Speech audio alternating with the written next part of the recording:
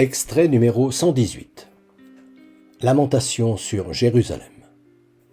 À la vue de la ville, Jésus pleura sur elle en disant « Ah, si en ce jour tu avais compris, toi aussi, le message de paix.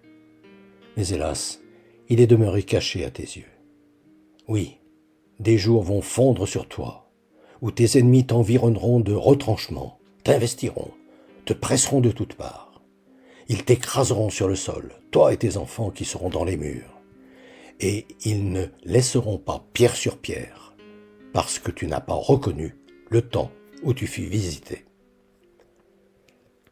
On s'accorde généralement à voir dans ce texte la prédiction de la destruction de Jérusalem qu'opéra l'armée de Titus en l'an 70, soit environ 40 ans après que Jésus ait pleuré sur Jérusalem. Mais ce fait futur, qui eut réellement lieu et sur lequel Jésus s'appuie, n'aurait-il pas un autre sens?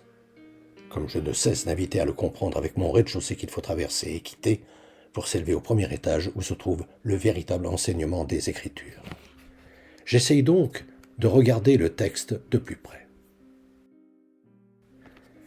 J'observe d'abord que ce n'est pas en quittant la ville, après que les autorités religieuses par exemple aient tenté de l'arrêter, que Jésus donne cette prédiction, mais en arrivant devant la ville, où il sait qu'il va retrouver, perdu dans l'entrelacs de ces ruelles tortueuses, ce qu'il ne cessa de dénoncer depuis la parabole de sa retraite de 40 jours dans le désert, ce qui, d'avance, le fait évidemment pleurer. Mais est-ce pure coïncidence si cette terrible prédiction s'est réalisée 40 ans après la disparition de Jésus? Cette longue durée, que signifie 40 ans comme chacun sait, Jésus n'a-t-il pas vu se prolonger jusqu'à nous? Et ne s'est-il pas lamenté alors, d'avance, de voir que les troupes de la tentation ennemie, qui sans cesse allaient nous asséner leurs coups au fil des siècles, sans cesse changeant leurs angles d'attaque, à force de faire des brèches dans les remparts de nos consciences, allaient irrémédiablement anéantir le temple de Jérusalem?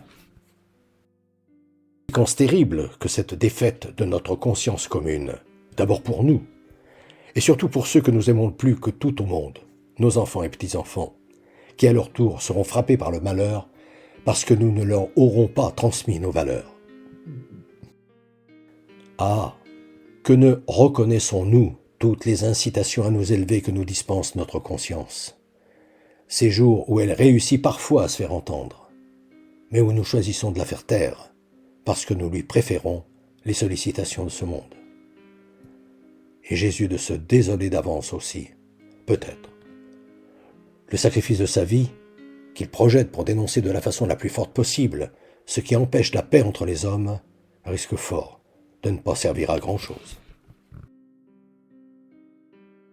Terrible lucidité à rapprocher de la conclusion qu'il apporta à sa parabole du riche et du pauvre Lazare.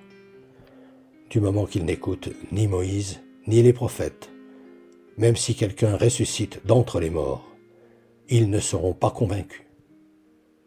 Et de sa dernière parole sur la croix, « Père, pardonne-leur, ils ne savent pas ce qu'ils font. » Depuis des années, environ une fois par mois, j'envoie une lettre d'information spirituelle à tout mon carnet d'adresses. Le thème du moment est, depuis janvier 2019, « Être chrétien, ça veut dire quoi ?» Si ce sujet vous intéresse, n'hésitez pas à me transmettre votre mail, en vous contentant d'indiquer auditeur YouTube, vos noms et prénoms, et éventuellement votre numéro de téléphone si vous souhaitez me parler.